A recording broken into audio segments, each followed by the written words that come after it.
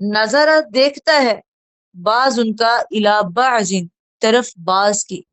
حل یراکم کیا دیکھتا ہے تو من احد ان میں سے کسی ایک کو، ثم انصرفوا پھر وہ پھر جاتے ہیں، صرف اللہ پھیر دیا اللہ نے، قلوبہم ان کے دلوں کو، بانہم اس وجہ سے کہ وہ ایک ایسی قوم ہے لا یفقہون جو نہیں سمجھتی۔ اللہ کہتے ہیں کہ جب یہ جیسے آیات اللہ نے نازل کی کہ منافقوں کے دل ایسے ہیں، منافقوں کے دل ایسے ہیں، جب اس طرح کی آیات نازل ہوتی ہے نا، پھر وہ آپس میں ایک دوسرے کو دیکھتے ہیں کہ یہ ہمارے بارے میں بات ہو رہی ہے۔ جیسے ہم لوگ گھر میں ہوتا ہے نا بعض کا کہ کسی کو لگا کے بات کرتے ہیں، تو جس کو لگائی جا رہی ہوتی تو وہ بھی سمجھ لیتا ہے کہ مجھے لگ رہی ہے یہ بات، اور پھر وہ سمجھ بھی جاتا ہے اور آپس میں اشارہ بھی کرتے ہیں کہ یہ بات ہمارے لیے ہو رہی ہے۔ تو یہی حال ان منافقوں کا تھا کہ وہ آپس میں ایک دوسرے کی طرف دیکھتے تھے اور پھر ہنستے تھے اور کہتے تھے کہ اپنی ہی بات ہو رہی ہے۔ تو اللہ تعالیٰ کہتے ہیں ان کو جتنا مرضی سمجھا لو یہ پھر حق سے پلٹ ہی جاتے ہیں، نہ حق کو سمجھتے ہیں نہ مانتے ہیں، اور یہ واز سے، تقریر سے، درس سے، کلاس سے، قرآن سے منہ پھیر ہی لیتے ہیں۔ ان کا حال وہ ہے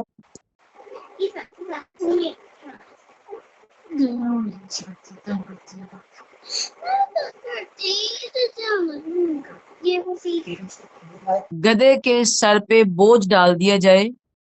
اور وہ بس بھاگتا ہے بھاگتا ہے۔ یہاں میں ایک بات اور کہوں گی کہ اگر ہم پڑھ کے عمل نہیں کر رہے، کیا ہمارا حال بھی یہی تو نہیں بس آنکھیں بند کے کلاس لے رہے ہیں، بس لے رہے ہیں؟ ہر دن اپنے لیے ایک نقطہ نکالا کریں، جب آپ نکالیں گی تو آپ کی کلاس میں دلچسپی بڑھ جائے گی، آپ کا دل کرے گا، آپ وقت سے پہلے کلاس لے کے بیٹھیں گی، آپ بچوں کو سلائیں گی، پہلے پہلے سائڈ پہ کریں گی، شور بند کریں گی سارا،